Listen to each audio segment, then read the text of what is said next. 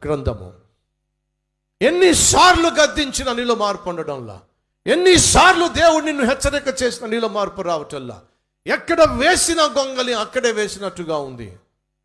మాటల్లో మార్పు లేదు, పనుల్లో మార్పు లేదు, పద్ధతులలో మార్పు లేదు, నీ జీవితంలో కానీ నీ శరీరంలో కానీ నీ ఆత్మీయతలో కానీ మార్పు లేకుండా జీవిస్తున్నావు.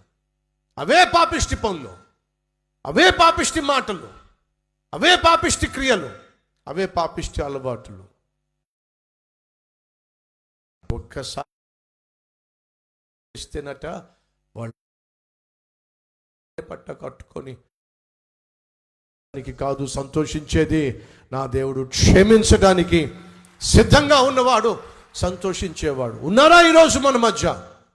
ఎన్నోసార్లు దేవుడు హెచ్చరిక చేస్తున్నప్పటికీ మార్పు లేకుండా పాపంలో కొనసాగే వాళ్ళు ఎవరైనా ఉన్నారా?